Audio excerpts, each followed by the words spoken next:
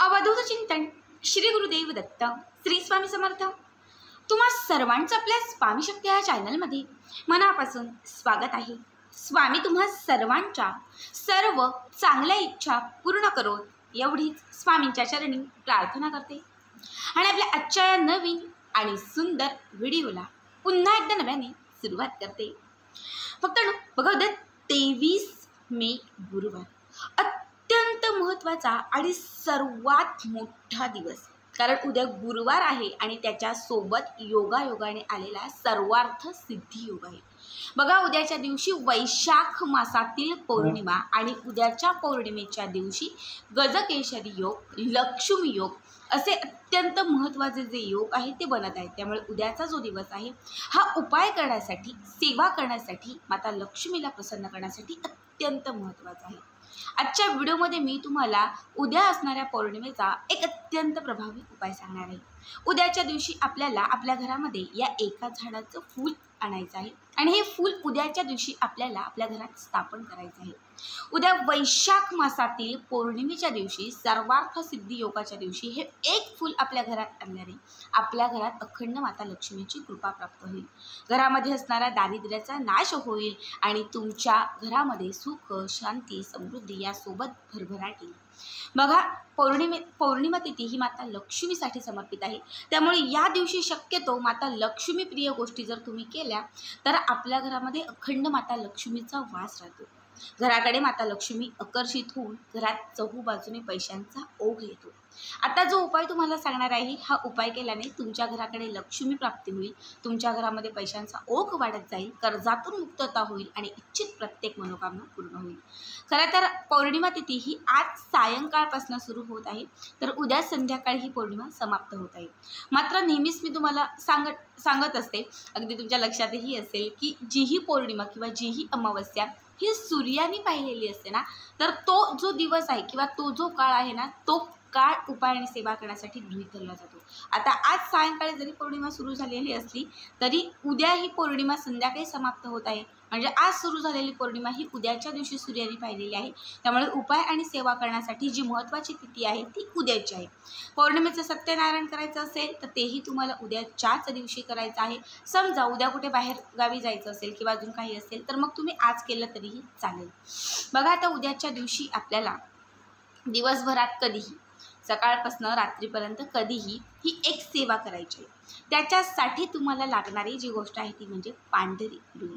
मी नेहमीच तुम्हाला सांगत असते की पांढरी रुई ज्यामध्ये दैवी शक्तीचा वास असतो, पौर्णिमा तिथी आणि अमावस्या तिथी या दोन तिथींच्या दिवशी या पांढऱ्या रुईतून दिव्य शक्ती बाहेर पडत असते। ह्याच पांढऱ्या रुईचं एक फूल तुम्हाला तुमच्या घरी आणायचे, ठीक आहे। आजूबाजूला शेजारी पाजारी किंवा जर कुठे नर्सरी असेल तर तिथे जा, पण आवर्जून एक पांढऱ्या रुईचं पान आपल्या घरात आणा, ठीक आहे। पान घरात आणल्यानंतर तुम्हाला स्वच्छ एखाद्या तांबणामध्ये किंवा एखाद्या प्लेटमध्ये हे पान ठेवायचं आहे। याच्यावरती थोडं गंगाजल घालायचं, थोडं गोमूत्र घालायचं आणि थोडं शुद्ध पाणी घालायचं। हे पान स्वच्छ धुवून घ्यायचं आहे।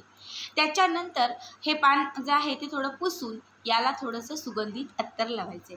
माता लक्ष्मीला अत्तर हे अत्यंत प्रिय होतं, ज्याच्या सुगंधाने माता लक्ष्मी असदृश रूपाने का होईना पण त्या ठिकाणी प्रसन्न असते। तर तुम्हाला थोडंसं या पानाला अत्तर लावून घ्यायचं आहे। थोडं अत्तर सुकलं की त्याच्यानंतर या पानाच्या वरती हळद कुंकू त्यात थोडं पाणी घालून ते मिक्स करायचं आणि त्याने तुम्हाला याच्यावरती एक हळदी कुंकवाचं स्वस्तिक काढायचं आहे।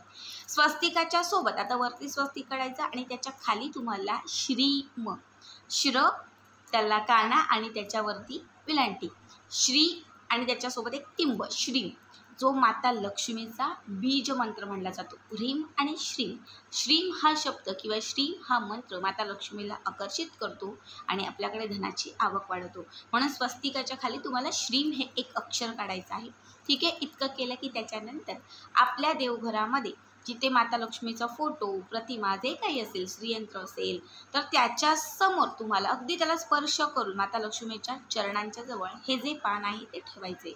याच्यावरती अख्ख्या अक्षता ठेवायच्या आहेत। त्याच्यानंतर तुम्हाला 7 हिरवे वेलदोडे घ्यायचे, 7 वेलदोडे, यातील एक वेलदोडा हातामध्ये घेऊन इच्छा व्यक्त करायची आहे. एक वेळा श्री सुक्तम फलश्रुतीसहित म्हणायचं आहे आणि हा वेलदोडा त्या पानावरती ठेवून द्यायचा आहे. पुन्हा दुसरा वेलदोडा घ्यायचा, पुन्हा इच्छा व्यक्त करायची, पुन्हा माता लक्ष्मीचं श्री सुक्तम जे आहे हे श्री सुक्तम म्हणायचं आणि पुन्हा तो वेलदोडा त्या पानावरती ठेवून द्यायचा. असे 7चे 7 वेलदोडे एक एक करत अभिमंत्रित करायचे आहेत आणि ते त्या पानावरती ठेवून द्यायचे आहेत. त्याच्यानंतर पौर्णिमेचा दिवसभर अगदी रात्री 8-9 पर्यंत तुम्हाला हे पान आणि त्याच्यासोबत हे ठेवलेले वेलदोडे जे आहेत हे असे देवघराच्या समोर ठेवायचे आहेत. रात्री झोपण्याच्या पूर्वी म्हणजे 11, 11:30 किंवा 10:30 ते 12च्या आतमध्ये तुम्हाला काय करायचं आहे, एक छोटंसं लाल रंगाचं कापड घ्यायचं आहे आणि त्या लाल रंगाच्या कापडामध्ये हे पान घ्यायचं आहे, त्याच्यासोबत एक वेलदोडा घ्यायचा. लक्षात ठेवा 7 पैकी एकच वेलदोडा घ्यायचा त्या पानासोबत आणि त्याला घट्ट गाठ मारायची आणि पानाची तयार झालेली ही जी पोटली आहे ही आपल्या घराच्या मुख्य प्रवेशद्वाराला टांगून द्यायची. त्याच्यानंतर जे 6 वेलदोडे असतील त्यातील 4 वेलदोडे ही तुम्हाला तुमच्या घराच्या 4 दिशांना म्हणजे 4 कोपऱ्यांना ठेवायचे आहेत आणि राहिलेले 2 वेलदोडे जे आहेत त्यातील एक वेलदोडा तुम्हाला स्वतःच्या जवळ, तर एक वेलदोडा जो आहे तो तुम्हाला तुमच्या पतीसाठी असेल, मुलांसाठी असेल, जे कोणी घरामध्ये करते कमावते व्यक्ती असतील, बाहेर कमावून आणत असतील तर तुम्हाला त्यांच्या वॉलेटमध्ये, त्यांच्या पर्समध्ये ठेवायचं आहे.